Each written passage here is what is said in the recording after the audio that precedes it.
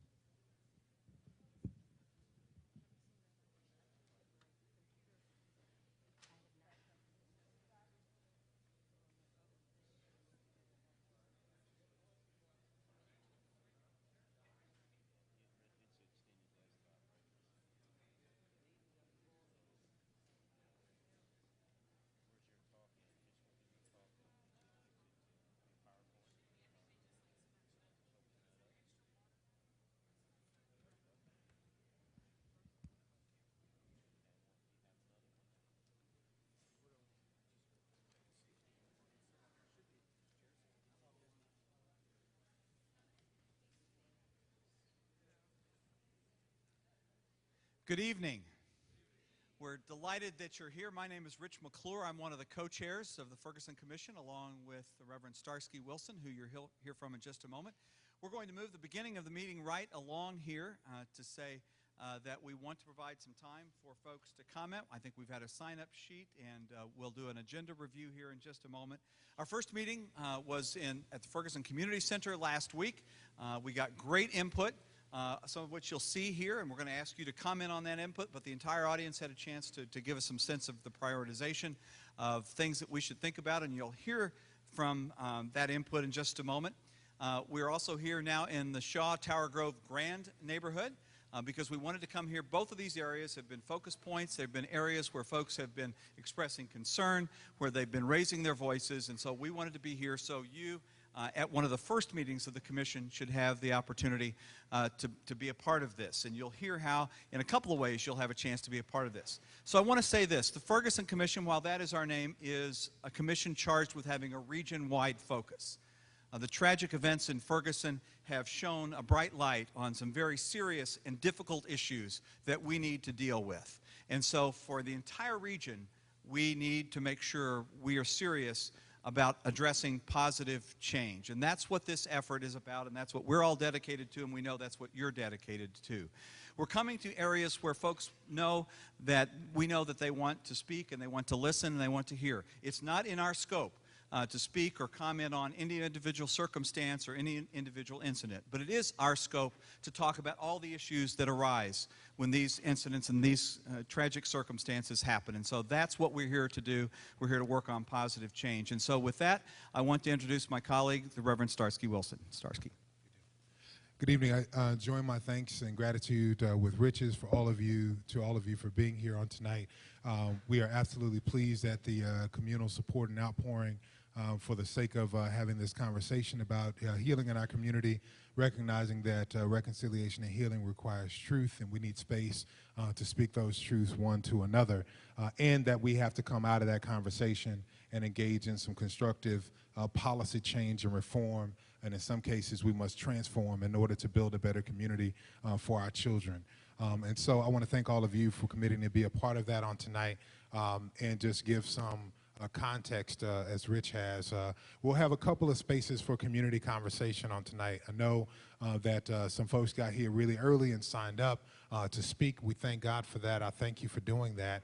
But everyone who wanted to didn't have an opportunity to do that. And so let me assure you there are going to be several spaces for conversation and for us to hear your voices. In the last meeting, we had an opportunity for people to speak in the mic. We had opportunities for people to do keypad polling. We had opportunities for people to post comments on the walls. And so out of that meeting last time, we came out with about 31 pages of notes and comments and guidance on how we ought to do our work. The first thing that came out was we prioritized our work. The community told us, those 100+ people who were gathered in that meeting said to us, focus first on citizen or community and police relations. And so that's what we're doing. Tonight's conversation is dedicated to citizen and community and police relations. So we're going to have a constructive conversation about that tonight. We'll hear from several viewpoints. We're pleased to have the Director of Public Safety for the state, Chief Dan Isom, to be on the commission. He's going to moderate a dialogue tonight where we'll hear from a couple of our police departments, and we'll also hear a report from Dr. Justin Hansford, who is a law professor at St. Louis University, who coordinated a trip to Geneva to present to the United Nations about policing practices. That trip was sponsored by the family of Michael Brown, the Hands Up Coalition, the Don't Shoot Coalition, the Organization for Black Struggle, and Missourians Organizing for Reform and Empowerment. So we'll hear both of those perspectives tonight. Then we'll have more conversation in community dialogue. You see around the spaces a space about community policing, one about racial profiling, and one about use of force. We're going to invite you not just to be a part of this broad conversation, but to go into one of these spaces where you particularly have interest, where you want to have your voice heard on a smaller level, and just know that we're going to capture all of that for the sake of informing our work and decision-making going forward. Now, that being said, I'm going to call an audible. We're going to go next. I don't see Rabbi Talvey. Is Rabbi Talvey here? Okay. Rabbi Talvey's not here. Rabbi Talvey is here. Rabbi Talvey serves what we in my church call an on-time God. So we're glad that she is here. Rabbi Talvey is going to lead us in a devotional moment as we begin. After Rabbi Talvey comes, my audible is that the family of Von Derek Myers is here. And I'm going to invite Von Derek Myers Sr. an opportunity to come and share with you from his heart as he so desires for a couple of moments before we get into the rest of the program. After he comes, then our meeting facilitator, Rebecca Bennett, will come and kind of give us a guidepost on how we're moving forward. So I'm going to invite Brother Myers, if you would come forward so you're just ready to go right after Rabbi Talvey.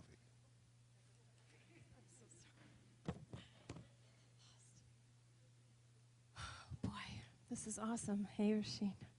Hi, dear. Jacob was willing to do anything he had to do to get and to keep the blessing from his father Isaac. He desperately wanted to get and keep the blessing of privilege and power over his brother Esau. Remember that story?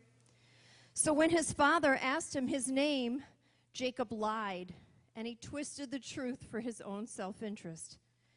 It took him a lifetime to grow up and to learn that if he truly wanted to live in peace, he would have to reconcile with his brother and recognize that the privilege and power belonged to everyone. So now, when he has asked for his name, as an adult, as a grown-up, he finally tells the truth. I am Jacob, he says. And you know, in Hebrew, his name Jacob means the heel, the lowest part of the foot. I am Jacob, he says, and we feel his remorse in the truth. I am Jacob, and we know that he has changed. He gets now that his privilege was stolen, that it needs to belong to both brothers, and he receives a new name with a new beginning, and we can have a moment when the people of Jacob and the people of Esau tell their truths and embrace and they reconcile. We have a moment of deep listening and hearing and understanding. We have a moment when we see that the truth and restorative justice really do lead to peace. So let us pray to the source of all that is good and high and hopeful and holy, that this process, this Ferguson Commission, will shine a light on the truth that is beginning to be told in all corners of our community by black teachers in white schools who have suffered racist comments for decades, by black business people in corporate worlds still plagued by unspoken quotas and glass ceilings, and by the Black Police Association that stood up for the Rams players, and by the black and brown youth of our city who are making us proud by calling out the truth to all of us that their lives matter. In spite of the systems that do not recognize them, their lives do matter. The shootings of Mike and Kajimi and Von Derritt have cracked us open, and the truth is being told and being heard by students across our region willing to walk out and speak up. Shame on us if we are afraid and don't make room for all these expressions of truth. Let us bless this group of citizens on this panel and in this room, for I know we are all ready to speak truth and to listen to each other's truths. May they be deep in their wisdom and bold in their vision, because we know, St. Louis, right? We know that until there is justice for all, there will be no peace. No justice. Amen.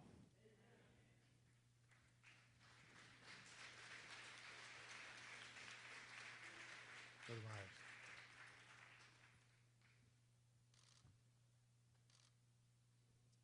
Good evening, everybody. My name is Von Derrick Myers Sr., and I'm here to speak on my son's behalf.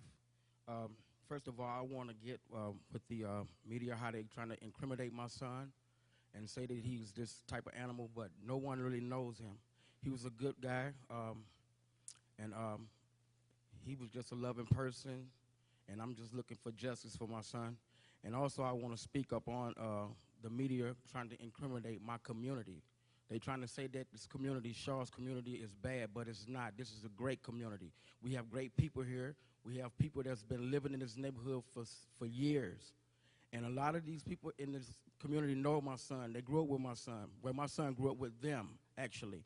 And he was a good person. And everybody I talked to that knew my son said the exact same thing. And all I want right now is justice for my son. And I just want the media to stop incriminating my son like he's some kind of animal when he was shot down for nothing. Thank you.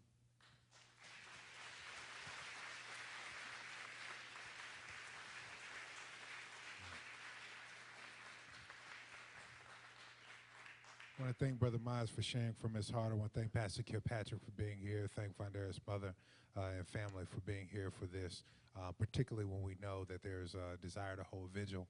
We look forward to doing so with you later tonight as well. Amen. So we want to invite Rebecca Bennett will be our meeting facilitator. She comes and kind of gives us guidance going forward. I want to invite us. I know we're going to reorder chairs, but we want to ask people, as many as can, to have a seat. Join us seated in conversation, particularly in including our law enforcement. There are folks that we want everyone to feel comfortable in a hospitable environment. So I invite everyone to grab a chair, have a seat, so that we are all engaged in conversation at level. We're going to really invite and implore and ask everyone to have a seat, including our law enforcement. Thank you.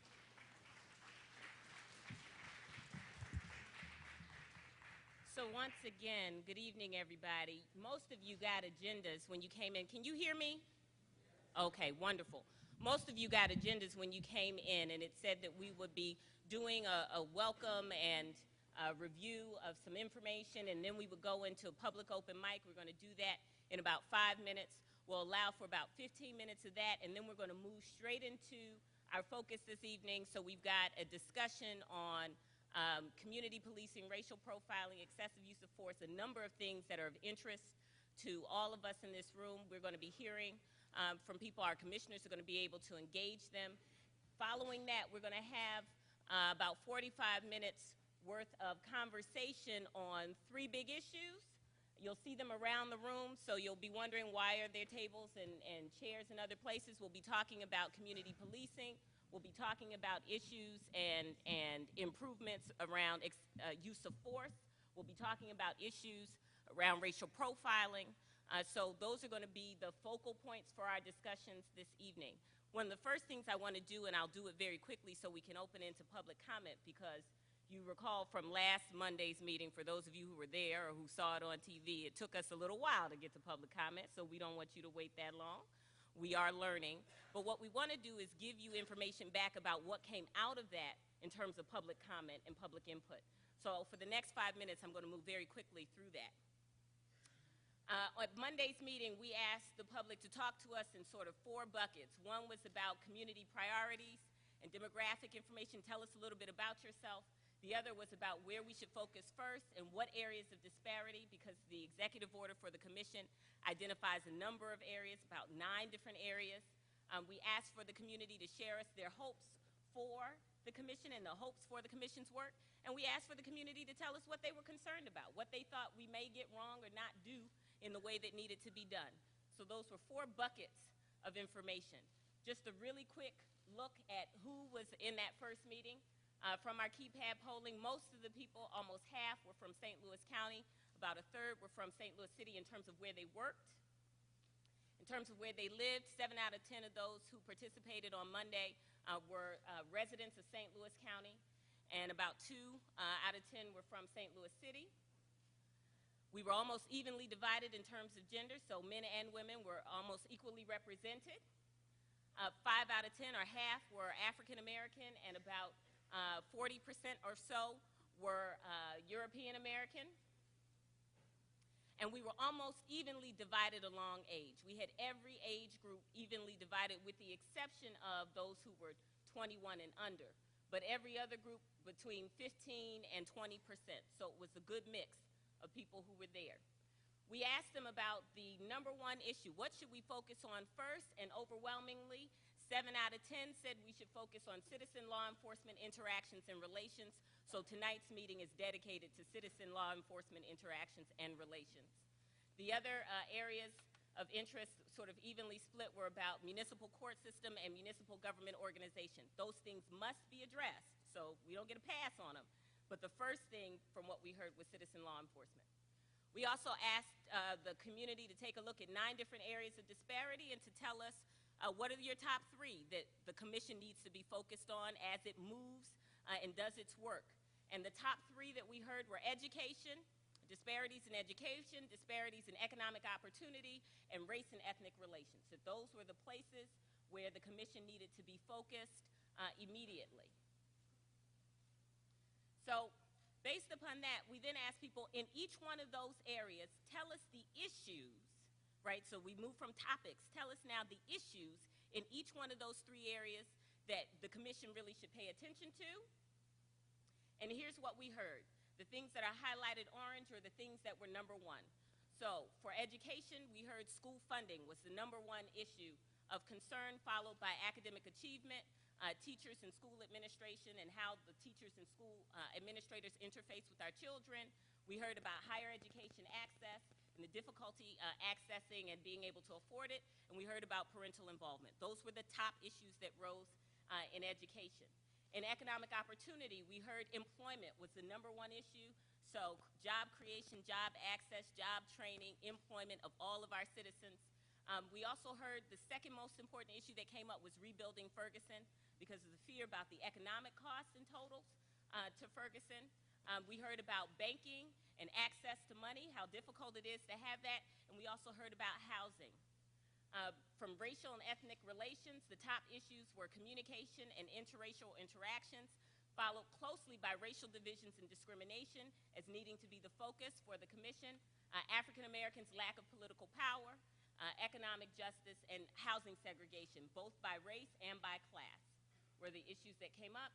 And then we had a bucket of sort of what we call general issues. Didn't fall into those 3, but certainly were top of mind. The biggest ones there were citizen law enforcement interactions, no surprise, given our polling. That came out as number 1. There were questions about the commission's process and its practices, whether or not it would be open, fair, transparent, accountable, inclusive. There were concerns about political recommendations, like about our political, our elected officials, state office holders, county and city office holders, and whether or not they were doing enough. And then there was some work for us in terms of thinking about outreach and how we engage youth in a meaningful way in the long term. And as we wrap up, we asked, what are the hopes you have? And we heard they hope that the commission is committed, bold, and transformative, that they're accountable and transparent, that they help us get to a place where there's better law enforcement practices, that they focus on improving community well-being, that we reform the criminal justice system as a part of this process or make recommendations to do so, and that ultimately educational outcomes for our children increase. And then lastly, when we asked for concerns, the concerns that we heard from the public were whether or not this was the right group of people to be on the commission, whether or not there was a commitment to real change, and what kind of power this commission had to actually execute change or implement change. We heard about the lack of fairness, so concerns that in general there's a lack of fairness in our criminal justice system, that racism and racial disparities need to be in the forefront of our thinking and our work together, an acknowledgement that there's going to be a difficult recovery for the city of Ferguson and we need to stay the course, that we have to focus on law enforcement and policing, and that we've got to take a look at the way in which our counties and our municipalities are organized and who is leading them. So those were the issues that really came out of the first meeting, and that's my highlight. At this point, I really want to open up the floor for tonight's public discussion and for those of you who signed up to be speaking during our public open mic section.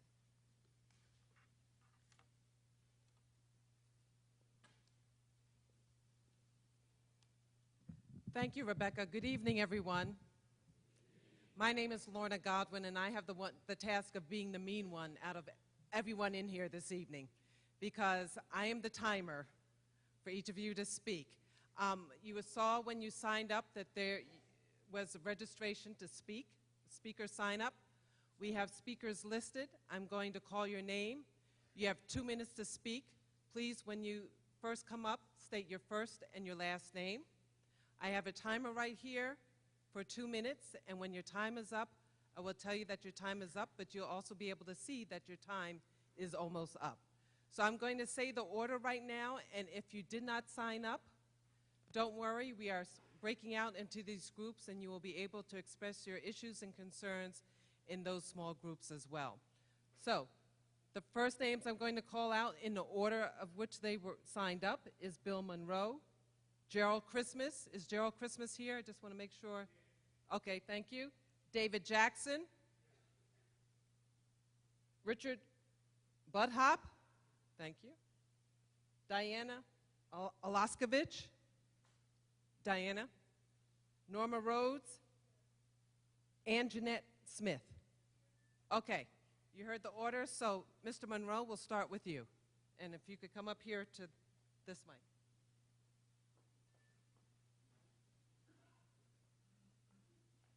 Thank you. And 2 minutes, that's rough for me. I'm Bill Monroe, and I'm a former St. Louis police officer, so I'm comfortable here. I'm also a member of the elected board for the St. Louis Public Schools. And I'll just get right to the point. I'm stalking this commission. And I'm stalking them because there are some solutions for the problems that our children are involved in. A solution, and that's what we're after, a solution. And my thought is, if you open a school, you close a prison. And that's what we want to do. But the fact remains, this commission, if you have teeth, I want to deal with a commission with teeth. And if you got teeth, then you know that those of us who are African Americans who pursue these type of solutions opening schools, we have a major problem in this town, and that's access to money. Race matters in all things. Let me know when my time is up, but race matters in all things. And I've been trying to get some money to open up a school, another school. This would be my second one. Thurgood Marshall was my first. And those of you who know the struggle with charter schools in this town know that we were derailed by Imagine Charter School Management Company, and they were thrown out. And I no longer have any faith in DESE. We're going to have to educate our own. I'm talking to black people in this place. We got to educate our own. We know nothing. We own nothing in our community. We don't own a service station. We don't own anything. And DESE has led us down the wrong path. And that's why we got the problem there in North County. And if this commission means anything, break open some funds. Thank you.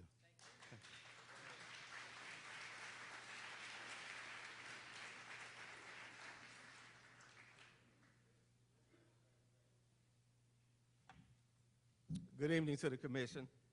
I'm Gerald Christmas. I'm a former prosecutor and grand jury attorney in the circuit attorney's office. The first thing I want to say to you is that the grand jury does whatever the prosecutor asks them to do, because I've been the grand jury attorney before. So don't be fooled. Also know that double jeopardy has not attached in the Mike Brown case, and another grand jury can be convened. I want to go into the killing of Von Derek Myers, who I represent the Myers family. Von Derek was killed 2 months ago today. And I want you to know that Von Derek was shot 6 times from the back. He wasn't in a gunfight, as Jason Flannery said. That's the officer that killed him. He shot him 6 times from the back of his leg in an upward direction as he was running up the hill. That's what the second autopsy showed. We also know that the 7th shot ruptured his femur. I was at the autopsy. I'm telling you what I saw. Von Derek would have lost his left leg. He collapsed and was unable to move in excruciating pain. The officer reloaded and then shot him in the head. The kill shot was to the side of his head. We have to have a special prosecutor in these cases, and we have to have someone, a special team that comes in at the scene, because whoever controls the scene controls the narrative. When Von Derek was killed, it was St. Louis police officers that were there controlling the scene. If they control the scene, they can plant any amount of evidence. They talk about the gun residue. Von Derek was shot at close range 8 times. He's going to have residue all over his body. That's the problem. Black life matters, and we have to stand up. We need special prosecutors in these cases, and we have to make sure that we got a special team at the scene to make sure that justice is occurring. I also represent DeJuan Bryson, who allegedly hung himself in the Jennings jail, and DeJuan's mother is here. Please stand, Christina. DeJuan didn't hang himself in Jennings. We need municipal court reform also. We have to reform these municipalities also. They should not be about money. They should be about justice. Thank you.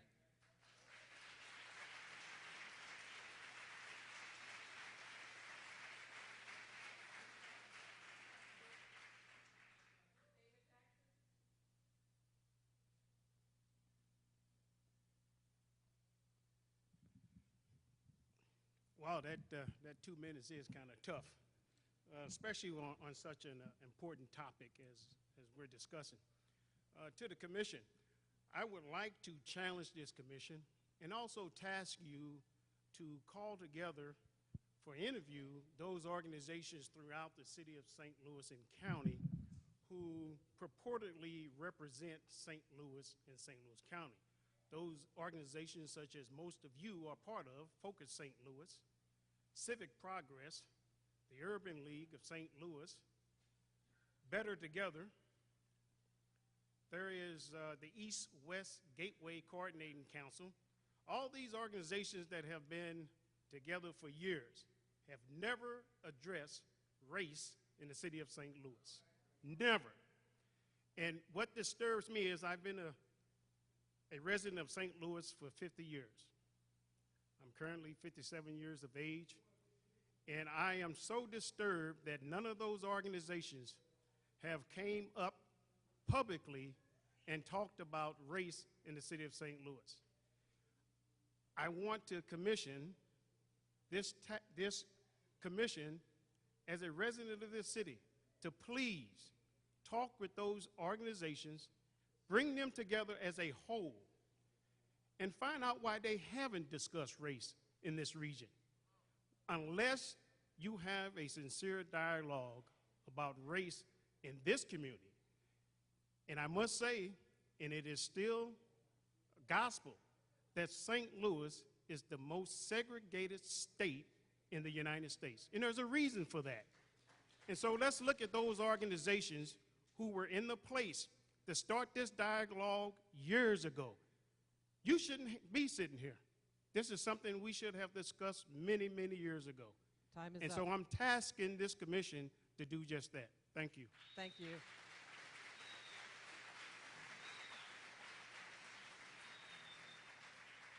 Richard? Oh, you were over there before. Thank you very much. My name is Richard Buteau. I'm about as establishment as one can get. I'm a longtime member of St. Margaret of Scotland Parish, a few blocks from here. I'm a parent of 5 children from St. Margaret of Scotland School, fewer blocks from here. I'm a block captain in Tower Grove Heights, and I just finished a couple of terms as president of the 15th Ward Democrats, and I don't need 2 minutes to say what I need to say. If you expect any degree of legitimacy as a commission, I urge the commission and each commissioner to stand with one loud, strong, and proud and unified voice on behalf of your fellow commissioner, Rasheed Aldridge, as he faces harassment from the police.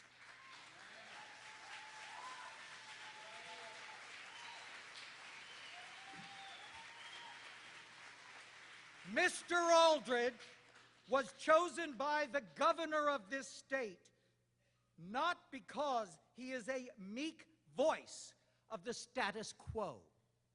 He was chosen because he is a powerful voice for the voiceless, the angry, the left out, the young, and the ignored.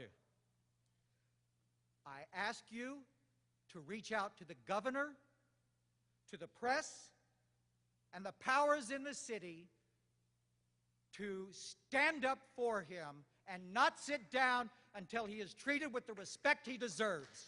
Thank you.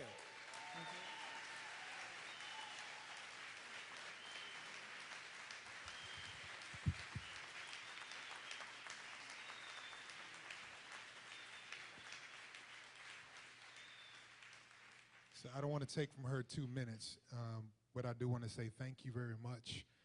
And I also want to say that within an hour of receiving notice of the news report earlier this week, my co-chair and I went into one of the news outlets. We submitted a statement that Rasheed Aldridge Jr. is a valued member of this commission. We expect and anticipate his continued perspective to be a part of this discussion, and we welcome such.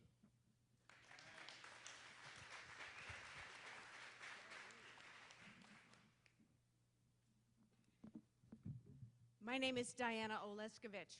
I'm a grandma. I'm here to remind myself and all of us that we are making history and that this is as big as anything that has ever happened on this planet. We are having birth pains, and that's what love and kindness is about. All of us who have been mothers know that giving birth to something hurts a lot, a hell of a lot. We have exposed my white privilege and our white privilege, the systemic injustice. It's time for me and for all of us with light-colored skins to let go and let the birth come. I want to build a community. I want to build a community of caring and respect, of mutuality and equality in policy and in law. It is power shared out of the hands of those of us who are comfortable and benefit by the system that excludes my beautiful brown brothers and sisters. We are hurting, and we can help one another. I don't want shame, and I don't want blame, and I don't want guilt. It doesn't do anything for building a better world. There was Arab Spring that transformed our planet. And I think now it is time for us to be part of what history might recall as Ferguson Fall. Global change, evolution among us. Something is happening. Something is happening. You feel it. Some of us call it spirit. Some of it call it an intuition. We are here with you and for you, and may the power of this change be within us and erupt.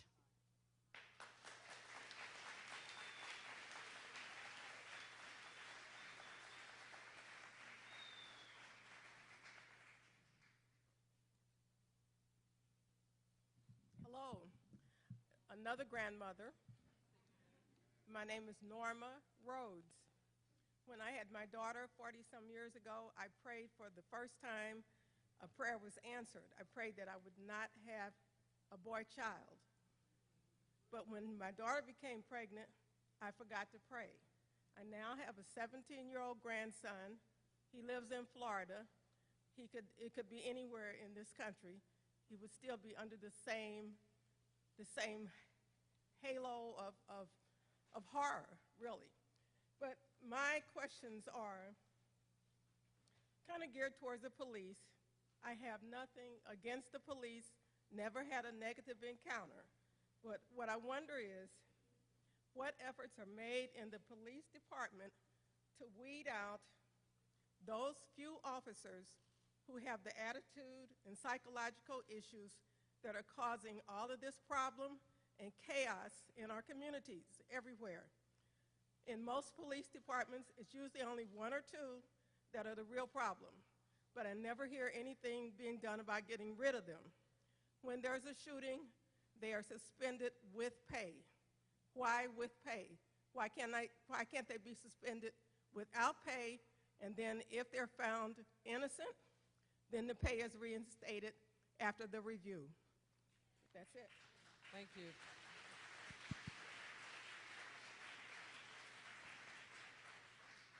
And Jeanette Smith. Here you come. Thank you. And after Ann Jeanette, Sonia Jennings. Hello. Hello, my name is Ann Jeanette Smith. I was born and raised in St. Louis. I currently live in the Central West End. And I wanted to speak about the crisis intervention team, because that team exists in all of the police departments.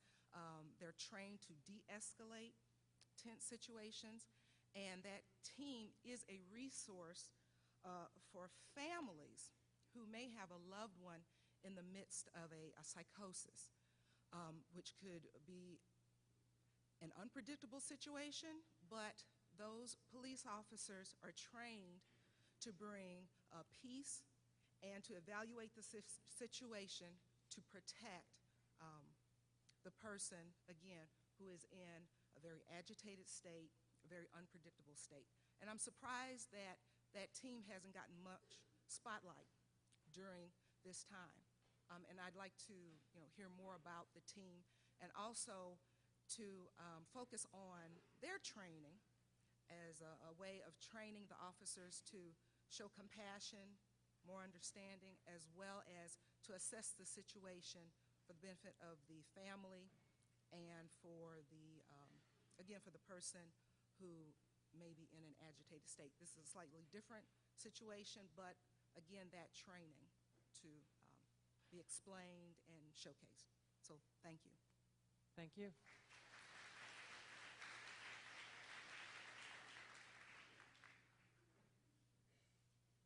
Sonia Jennings. And then after Sonia, Bob Miller. Bob Miller still here?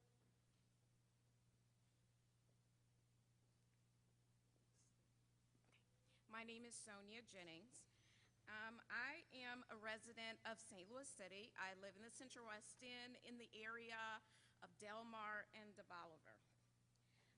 I am a big advocate of education, not only for the community, but for the police officers.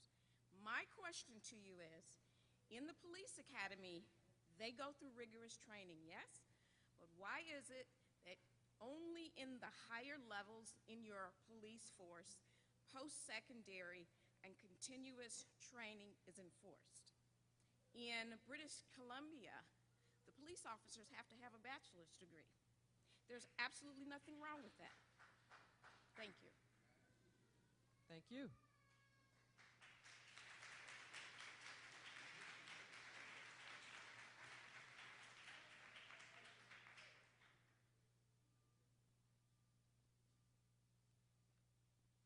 Robert Miller. I want to, for historical purposes, real quick here, you probably many remember the riots in Detroit, Michigan. I was there at the time, back in '67. Approximately 2,500 stores were looted, property damage, $32 million, which today would be probably $250 million. 33 blacks, 10 whites were killed, 1,189 were injured, 7,200 arrested, what we've seen here in Ferguson is nothing, you know, in terms of what this was. And here we are 50 years later, and the report out of this, and you people will have to look this up because you can't get anything done in 2 minutes here, the Kerner report, which was a result of the riots. Its findings was that the riots resulted from black frustration at lack of economic opportunity.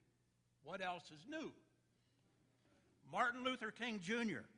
pronounced the report a physician's warning of approaching death. What else is new? Nothing's been done. And he called it a prescription for life. What were some of the Commission's recommendations? Unless there are sharp changes in the factors influencing Negro settlement patterns within metropolitan areas, little doubt that the trend toward Negro majorities will continue. Number 2, providing employment for swelling Negro ghetto population will require opening suburban residential areas to blacks, encouraging them to move closer to industrial centers. Number 3, cities will have Negro majorities by 1985, and the suburbs surrounding them largely white class unless there are changes in. So, you know, we have to read. We have to read. Where are we 50 years later? Nowhere. And I don't have time to wait for the next study. Too many studies. Great studies.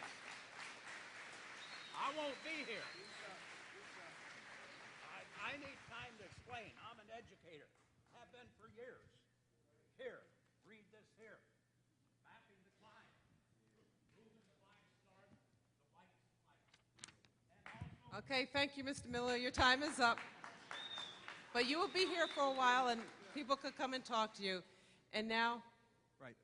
Okay, thank you all for your comments. We've taken notes, and in fact, Norma, Anjanette, and Sonia, 3 speakers toward the end, all raised questions and issues that I think will be addressed, at least the topics raised in the next session. So let me ask the commissioners, you guys can go ahead and go back behind the table so you can take notes from the presentations. We're about to enter a section here where we think the information will be very helpful to you and to the commissioners on citizen law enforcement interactions, relations, and presentations.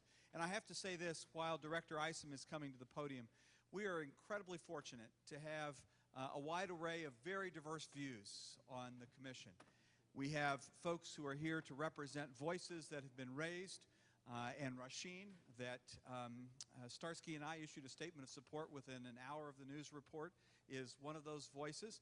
We have Director Isom, who's been experienced as the Chief of Police in the city of St. Louis and now is the Director of Public Safety for the state of Illinois, and views everywhere in between on this commission, and that's why we believe there's hope for us to come together. If we can work that out as a model, then perhaps that's a great opportunity for our community. So with no further ado, Chief Isom will moderate this discussion. Commissioners will be able to ask questions briefly, and then the entire community will be able to participate in the topics after we finish all the presentations. Dan. Good evening. First, I want to thank everyone for being here. Of course, this is the Ferguson Commission, but it's actually the Communities Commission. And without your input and without your voice, we cannot make this effort successful. To that end, when we had the first commission meeting, citizens were able to get up and give us their priorities on what we wanted to move forward with. And of course, one of the major priorities was law enforcement and community interactions. And so we decided to bring forth 4 topics today. The first is community policing, community relations with police officers. The second topic is racial profiling. The third topic is use of force. And then finally, we wanted to talk about minority recruiting. We have 2 of the major law enforcement agencies in our area who are here today to talk on those 4 topics, discussing what those topics mean to them, what they're doing in their police department regarding those topics, and what they see as the future of law enforcement in these areas. So first we have Chief Sam Dotson from the St. Louis Police Department. He will be followed by the Assistant Chief of the St. Louis County Police Department, Ken Cox.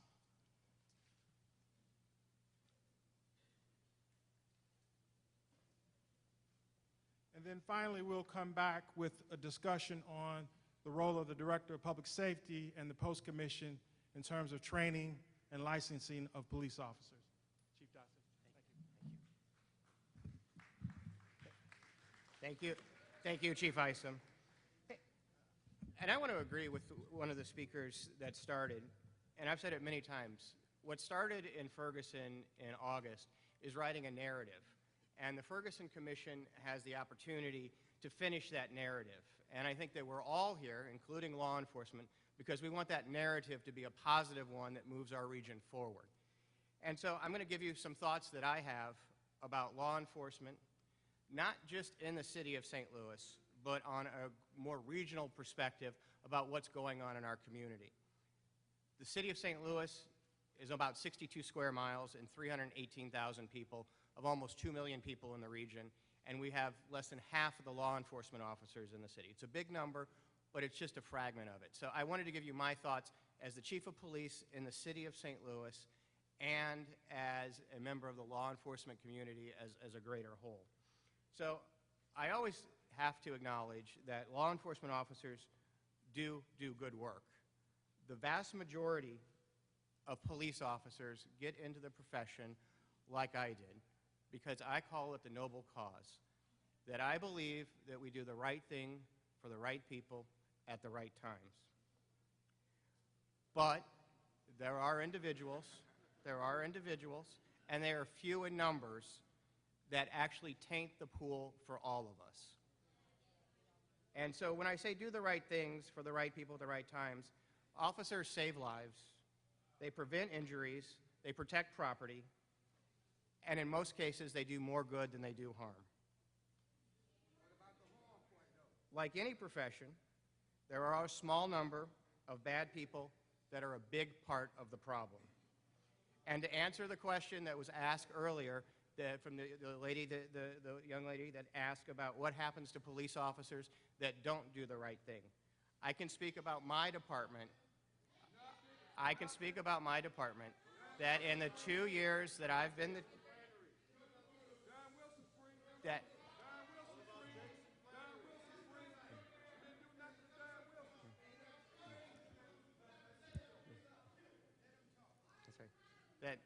that's all right.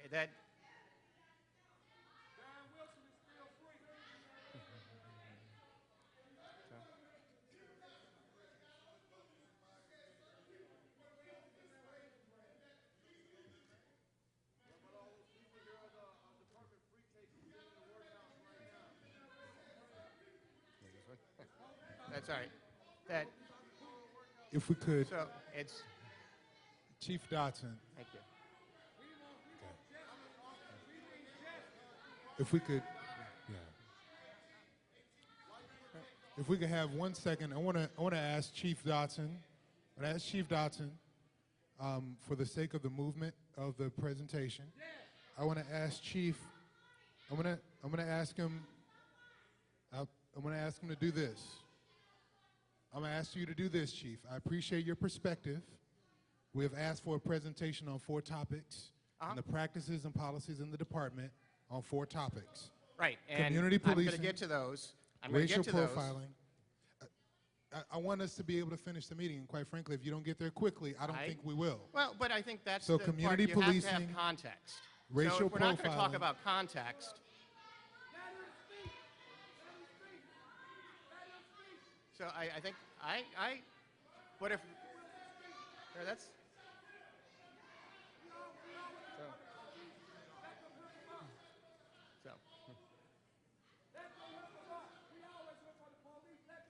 so.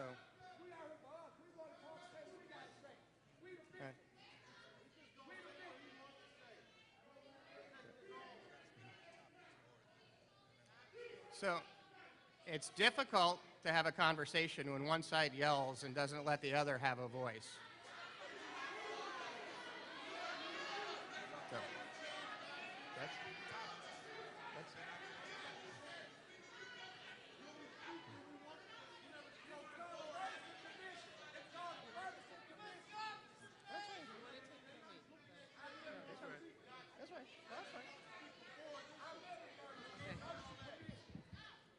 Everyone, could we let him answer the questions that the commission wanted him to speak to?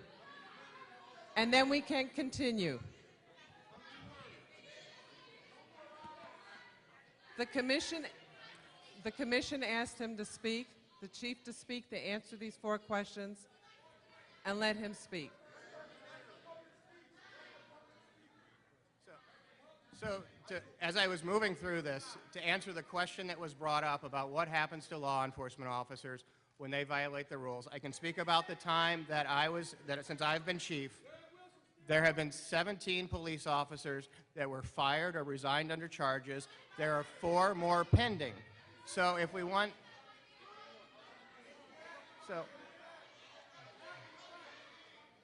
so as we move forward, sometimes those police officers fail by the sheer structure of the system.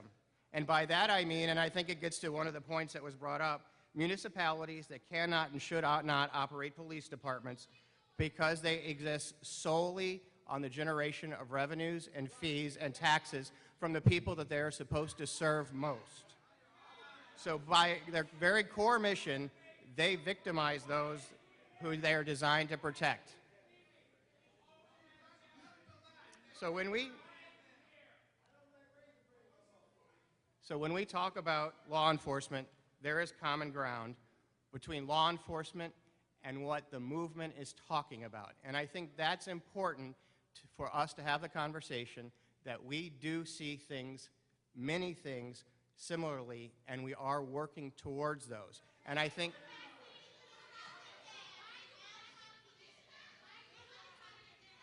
so we can talk about civilian review.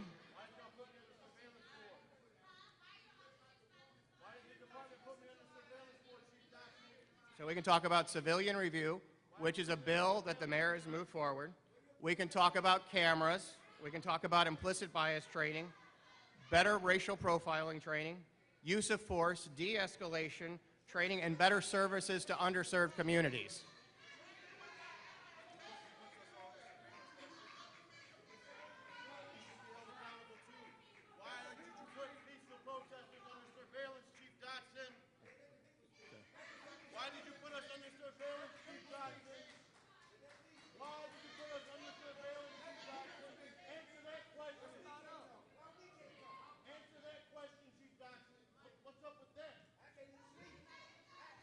So Chief Dotson is here to talk about what the St. Louis Police Department is doing. So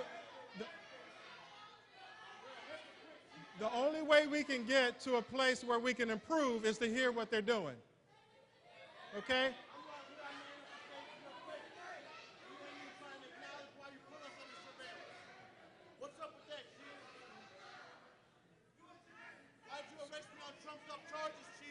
So,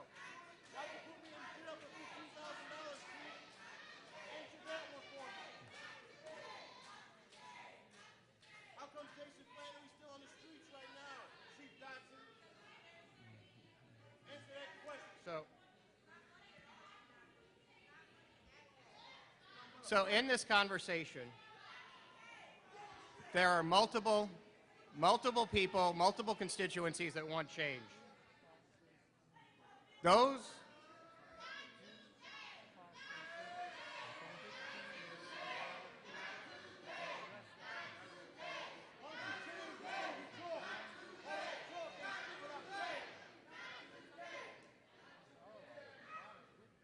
Okay.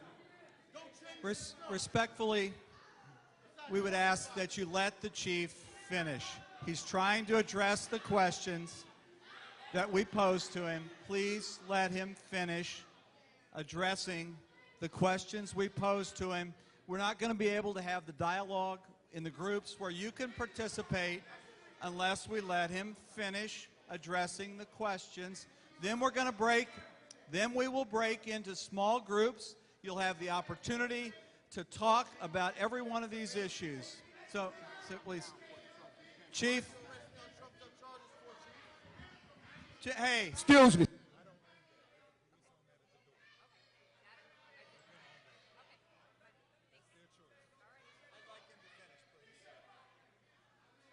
I'm trying to help them so you can talk. Excuse me. My name is Anthony. I live in Ferguson, but give him his 2 minutes. Give him his 2 minutes so we can go. Well, just let him get his talk off. Let him get his off, and then we're going to do what we got to do. We're going to do what we got to do. Come on, we're going to act civilized just like so that we've already been brutalized and everything else. Go on, let's give him his little time, and we're going to get to say what we got to say one way or the other. We're going to get to speak. We will speak, you all. We will speak. But give him his time. They got the commission. Give him his time. Let the chief speak. And then we're going to address what we got to address. I promise you that.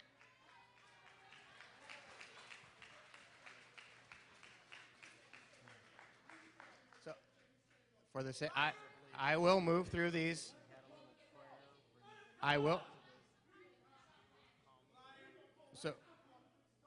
So when we talk about law enforcement, there is common ground between law enforcement and those desiring change. And I think that's important that you listen and know that we hear you and that we are moving and we will embrace some of this change that you talk about.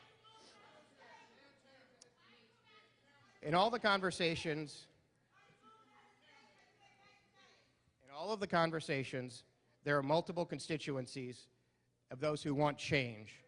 Those who do not want change also have a voice. So I'll go to the quick points. So here, just for the Reader's Digest condensed version. So you'll find our principles in law enforcement are the reverence of human life, all lives, protection of the innocent, pursuit of peaceful society, along with the prohibitions against bias, malice, and excessive force.